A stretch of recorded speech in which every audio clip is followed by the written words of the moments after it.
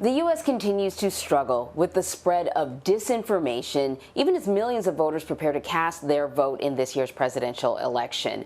And aside from deciding the fate of the White House, Americans are also facing a historic economic collapse, a novel pandemic, and a racial reckoning. All of these moments have been met with a wave of disinformation, prompting people to at times act recklessly and sometimes even violently. So one New York Times writer suggests that the U.S. is facing a disinformation crisis and that rethinking the First Amendment could be the first step in tackling the spread. So here with us now to discuss her piece is Emily Bazelon. She's a staff writer for the New York Times Magazine. So Emily, we talk a lot about misinformation and disinformation on the internet, and often, we kind of focus on these shadowy elements from outside of the country that are sort of poisoning our minds here in this country. But what's really interesting about your article is you say, no. The problem is homegrown, and it's not about shadowy elements either. And so, because of that, maybe there's a homegrown solution. So I'm going to start with sort of the big sort of issue that people will probably clutch their pearls about. You say maybe it's another time, maybe we need to take a second look at the First Amendment. Do you think the First Amendment is outdated in this time of misinformation that is being deliberately used to influence people? I think the text of the First Amendment is timeless. The text of the First Amendment provides for freedom of speech, freedom of assembly, freedom of the press. Those are crucial rights that we all have. I'm asking a question about the way the Supreme Court has interpreted the First Amendment since the 1970s, a real turn, a kind of radical break with previous precedent in which the court has turned the First Amendment into a weapon for corporations and corporate spending on elections. This is a point that Justice Elena Kagan made in a 2018 dissent. And I think a lot of scholars have questioned the idea of putting corporate speech and spending on elections on par with the speech of protesters, right? So our classic idea about the First Amendment is that it's protecting dissidents. It's protecting people to express views of all kinds, lots of all viewpoints, that the government can't discriminate against viewpoints. That remains a crucial freedom. I'm not questioning that. I'm asking whether it makes sense to treat corporate paid political speech in the same way. Yeah, it's an interesting point that you make, Emily. And I wonder, for our readers who have not read, for our viewers who have not read your piece, if you could sort of dig a little deeper into what you're suggesting, because you make some good points in your piece by taking us through the history of how the courts have used the First Amendment or how they have interpreted the First Amendment when certain cases have come before the courts. You talk about the Alien and Sedition Acts. You talk about the number of journalists who were arrested, who were tried in the early days of the Republic, even though we had that First Amendment within the Constitution. So give us a sense of the history of how often, throughout the course of this history, how it's been used and why we're such a perilous time now. Yeah, so in the early days of the Republic, you're right, there were journalists who were prosecuted for what was called malicious writing. And the First Amendment was very politically strong. There was lots of expression of different views in the young United States of America, but it wasn't legally all that formidable because people were being prosecuted. Our much more familiar protections and guarantees of the First Amendment really start in the 1960s in the United States. And as I said, when you're talking about protecting individuals' right to speech and to freely express their views, that is a core principle. It's shared by other democracies. What we have done in the United States through the Supreme Court that's different than other countries in Europe, for example, is to also treat corporate speech, in particular paid corporate speech, as the same.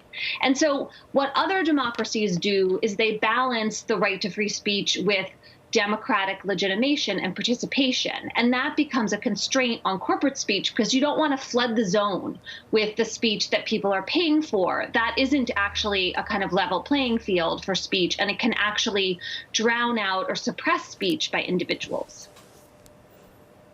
So, you talk about the fact that social media, yeah, it plays a role, but perhaps we focus too much on social media as a sort of primary spreader of misinformation, that actually it's secondary. Who do you believe bears most of the responsibility for the spread of misinformation? So there's a lot of research that looks at how disinformation goes viral online. And what it often shows is that it starts at the top. So you'll have a conspiracy theory or false information that is peddled by Fox News or by President Trump, and then it spreads online.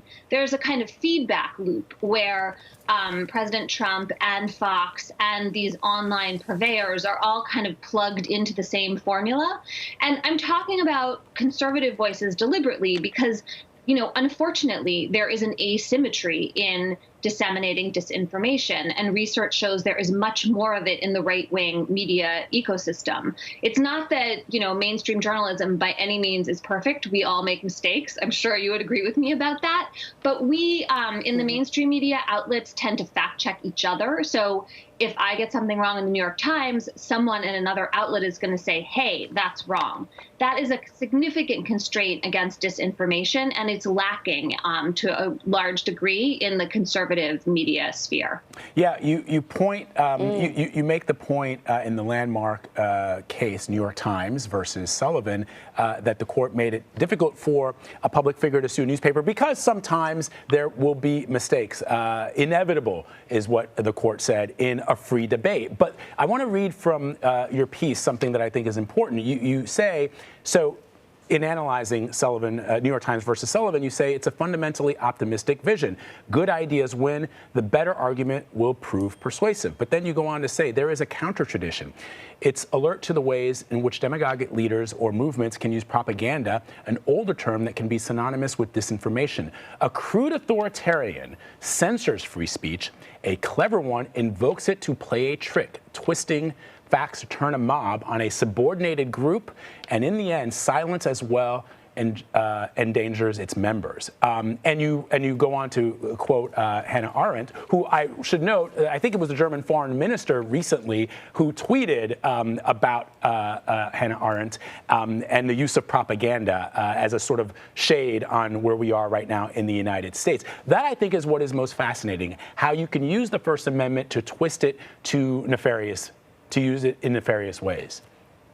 Right. I mean, think about the way speech happens online. Sometimes someone's critical, and then there is like an army of trolls that descend on that person, really smearing their reputation, distracting and confusing. The conspiracies we're hearing from right-wing groups like QAnon right now, they're not really, I would argue, about getting people to believe crazy conspiracy theories so much as they are about just sowing distrust and making it really hard to know what to think, what information to trust. And once you destabilize people's trust in the source of information more broadly, you're really threatening democracy. I mean, that is how Vladimir Putin runs Russia.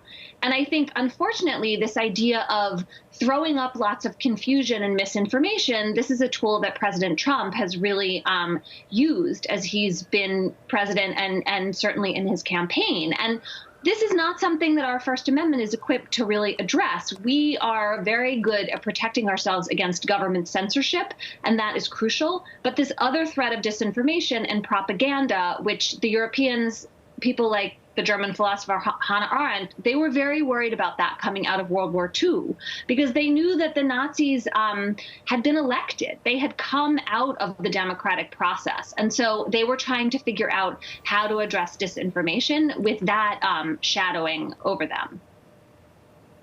So, Emily, where do we go from here? Now that a fact is something that is bendable and changeable, and now that a source can be anything from, an expert opinion to, a YouTube video, is this sort of, is this a permanent change, or do you think that trust can be rebuilt? I think it can be rebuilt. I think there are two solutions here. One is to invest more in the flow of reliable information. So in the 20th century, with the beginning of radio and TV, the American people, Congress passed laws saying that radio and television broadcasters had a public interest obligation. They were supposed to cover public affairs and represent multiple points of view. We could return to that idea. We could also invest a lot more so that people have more trusted broadcasters who they feel like they can rely on for true and factual information. And then the second thing I think we need to be open to is figuring out what is happening on the social media platforms. They use algorithms that are not neutral. They are profit-driven. And what drives profits for companies like Facebook is keeping people engaged online. That means amplifying content that's hot, that provokes outrage. That's what we all tend to share and like and engage with. And so in order to address that profit incentive, the government may need to do more to think about how these platforms operate, starting with just literally understanding the prevalence of disinformation and hate speech online and what happens when the social media platforms try to intervene with fact-checking, as we're seeing them do. Independent researchers right now, they don't have access to the data from these companies. They can't even tell you what's really going on inside them.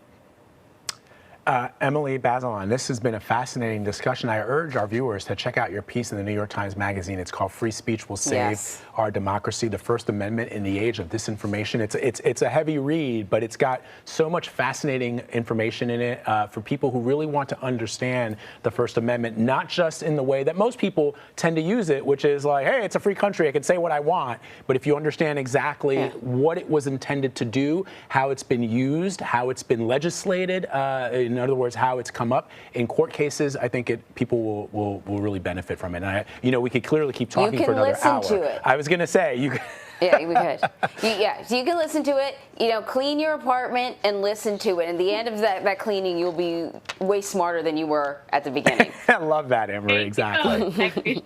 Thank you, Emily. We appreciate it. Thanks for having me.